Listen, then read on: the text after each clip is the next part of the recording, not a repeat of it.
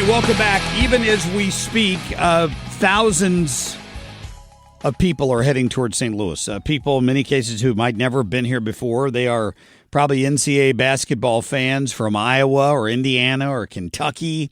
A lot of people from across the state of Missouri headed over here to see their teams over the next couple of days. I wonder how many of them know that there was a disturbance involving a bunch of juveniles Sunday night where shots got fired, like rapid fire. Not all that far, really, from Enterprise Center when you think about it. I don't know. We've got a problem in St. Louis that we have to get taken care of. And I know my friend Elliott Davis, former reporter over Channel 2 and man about town. Elliott, you work harder now, my friend, than you did when you were on TV. You may be right, Mark. We sure got a few things going on. We do have a few things going on. I think the mayor's office dreads seeing you coming because you're asking questions that, in many cases, these reporters who are still getting paid for it aren't asking. Well, I mean, these are questions I've been asking for a long time. I've been talking about this violence in the city. Nothing has really been done about it. But this dates back really 40 and 50 years where mayors of the past, I can go back to Slay and Shamo and all these people on up to the present, nobody has really seriously tackled this problem. That's why one of the reasons St. Louis has lost 63% of its population over the years since 1950 is lost some like 600,000 people, and it's one of the three cities has lost the most population in the United States. So you would think that people would see that and come up with some serious plans, but it's like ostrich sticking its head in the sand. Nobody really wants to tackle this, and nobody wants to admit St. Louis is one of the most dangerous cities in the United States. We had the Missouri Attorney General on yesterday, Elliott, and she was saying, hey, maybe it's not such a bad idea to have the National Guard sent in to try to get things under control. Would you support that? Or what do you think the solution is here to try to rein this all in? A couple of things need to happen. First of all, I think the police need strong backing that they're not getting because you've got the progressive running the city, and the progressives are not big on police and quote-unquote law enforcement. And so police have to struggle to get backing. And so that's why we've lost a lot of police over the years. The last year was because of defund the police. And all the progressives were in step with defunding the police. That's the first step. So one of the reasons why it's hard to get officers is that they really don't feel supported. I was in favor of state takeover of the police department, and one of those reasons was fairness for the officers, which I don't think they were getting really when elected officials were in charge of it, because they don't even like to say the word criminal. I mean, I'm serious. It's almost like they all fear that they're going to lose their political base of support if they talk about the bad guys and the criminals, and especially if they express it. We have been soft-pedaling this whole issue, and this weekend it just exploded. Yeah, it's very true. Elliott Davis, our guest, of course, for many years, the face over on Channel 2 News, and he's still out there working hard on this stuff every day. Elliott, you and I remembered the days, I brought this up to Catherine Hanaway, when if I was to get caught doing something as a teenager, I was a whole lot more worried about what was going to happen when I got home than I was of whatever was going to happen to me at the police department. We don't have that these days. And many of these kids are juveniles. Many of them know that they're going to get a slap on the wrist and then get sent back home with no consequences if they get caught doing something. So now I know in the legislature there's some discussion, and Catherine Hanaway mentioned it yesterday, of trying to change the laws so that there's a little more accountability for these kids that just get brushed off by the juvenile system. Well, here's what I would say. Hanaway in her position as attorney, I personally like Catherine Hanaway, and that this goes way back. I think she's a good person, but I think that she has not used her power to concentrate on some of the biggest issues confronting St. Louis, dealing with the crime and dealing with the tornado victims, the people who are struggling. But that's a topic for another day. I've been critical of her office because they have not stepped forward. I got to say this. They have not stepped forward to deal with these issues. And so what you have, more kids out in the streets. So I think when you get to things even like the tornado where homes are disrupted, and you have more juveniles out in the street because many of them don't have a home to go to. And Hanaway's office really didn't address the issue of insurance companies, for example, bad contractors, for example. And so a lot of people ended up, you have a lot of kids out in the street. Why? Because their families don't have a home.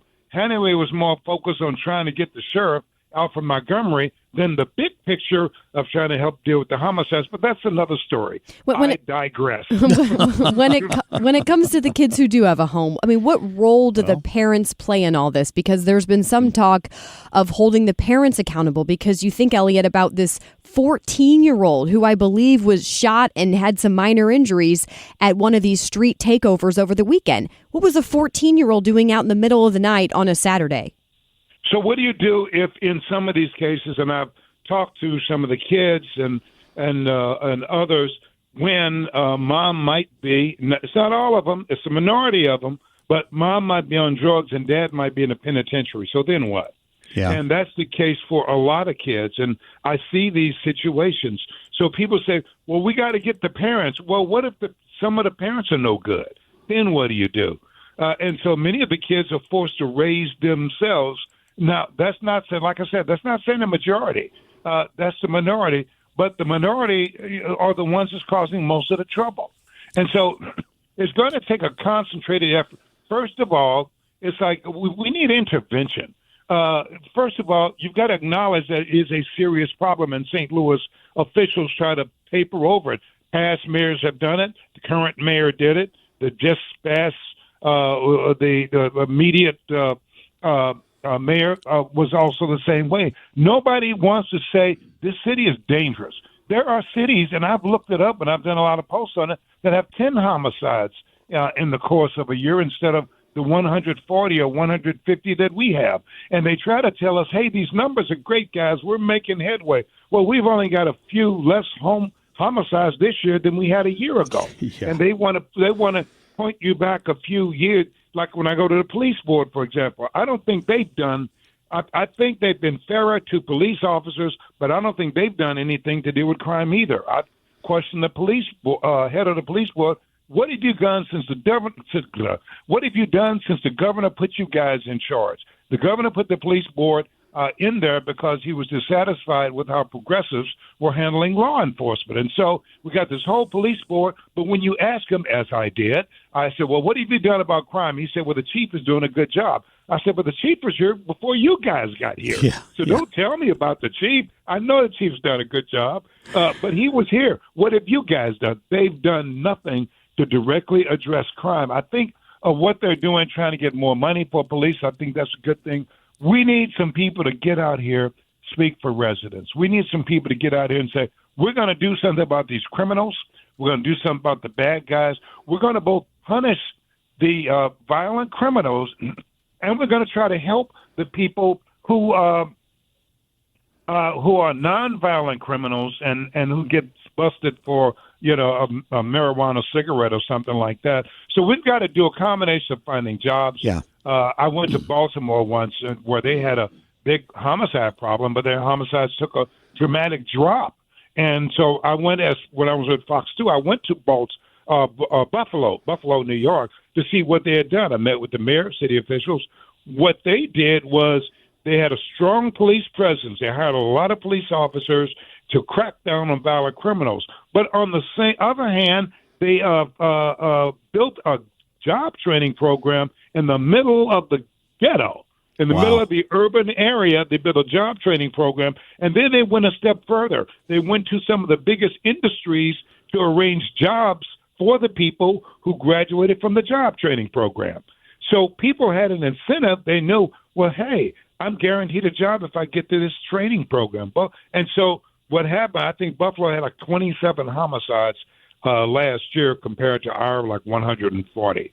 But so it takes a dual approach, dealing with the people who are nonviolent but who may go down that road, give them some hope. But the people who are the violent criminals, right? You have to back law enforcement, back their hand, and let the public know that what you're going to do about violent crime and criminals. But progressives hate to talk about it. That's one of the problems. I would agree with that. You know, Elliott, we all followed you on Facebook. I know you had some health issues recently. How you doing? I'm doing good. I fell out of the mayor's news conference. Heard that. I was. Everything is good when you can laugh about it. Well, that's true. That's true. But I was dehydrated. Okay. I was. And the first face I saw when I came to was Mark Maxwell. Okay, good. I'm glad you're okay. And always a shout out to Mark. That was just, and he was saying, just lay here, just calm down. You fell out, and I was trying to process it all. But no, I wasn't drinking water. Wasn't really eating a whole lot.